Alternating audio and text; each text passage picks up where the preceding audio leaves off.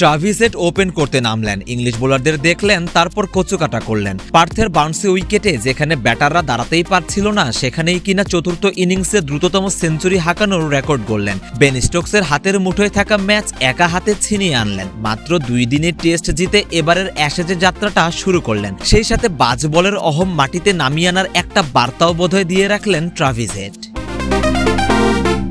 জেতার জন্য অজিদের সামনে 204 রানের টার্গেট ছুড়ে দেয় ইংল্যান্ড। পার্থের উইকেটে যেখানে 1.5 দিনে 30 উইকেট পড়েছে, সেখানে 204 রানের টার্গেটটাকে পাহাড় সম বললেও কম বলা হতো। ততক্ষণে ঘরের মাঠে প্রথম ম্যাচ হেরে 2025 অ্যাশেজ শুরুর প্রহর গুনছে অজিরা। তবে সব শঙ্কা কাটিয়ে ত্রাণকর্তা হয়ে এলেন ট্রাভিস হেড। ধ্বংসস্তূপে দাঁড়িয়ে লিখলেন ফিরে আসার গল্প। ইংল্যান্ডের টার্গেটটাকে সির্ফ মামুলি বানিয়ে ছাড়লেন। 8 উইকেটের বড় ব্যবধানে জিতে মর্যাদার লড়াইয়ের প্রথমটি নিজেদের করে নিল অজিরা। ধ্বংসস্তূপের শুরুটা অবশ্য করেছিলেন মিচেল স্টার্ক। নতুন বল হাতে মরণ কামড় দিয়েছিলেন ইংলিশ শিবিরে। প্রথম ইনিংসে একাই 7 উইকেট তুলে ইংল্যান্ডকে বেঁধে রেখেছিলেন 172 রানে। তবে পরের কাজটা মোটেও সহজ হলো না।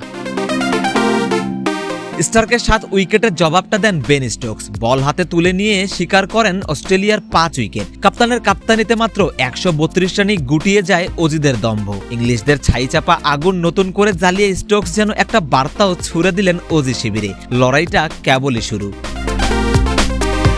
তবে নামটা তো অস্ট্রেলিয়া, ঘরের মাঠে 132 রানে গুটিয়ে যাওয়ার অপমানের শোধ কি করে নিতে হয় সেই মন্ত্রটা তো ভালোই জানা অজিদের। সেই মন্ত্র বলেই এগিয়ে থাকা ইংল্যান্ডকে আবারও টেনে ধরলেন মিচেল স্টার্ক। এ দফায় সাথে পেলেন স্কট বল্যান্ড এবং ব্রেন্ডন ডগেটকে। এই পেস ত্রয়ী মিলিয়ে 164 রানে গুটিয়ে দিলেন বাজ বলের ইংল্যান্ডকে।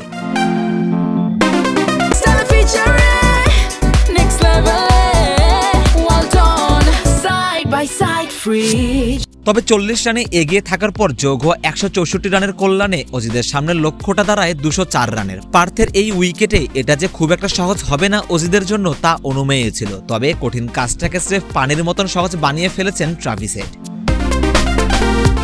এক প্রান্তে চলল ট্রাভিস হেডের তাণ্ডব লীলা। টেস্ট নয়, টি20 মুডে নিজের গিয়ারটা শিফট করলেন, শতক হাঁকালেন। শেষ পর্যন্ত 83 বলে 123 রান করে যখন সাজঘরে ফিরলেন, ম্যাচ জেতা তখন সময়ের দাবি। 205 রানের লক্ষ্যমাত্রা অতি সহজে পার করে ফেলল অস্ট্রেলিয়া।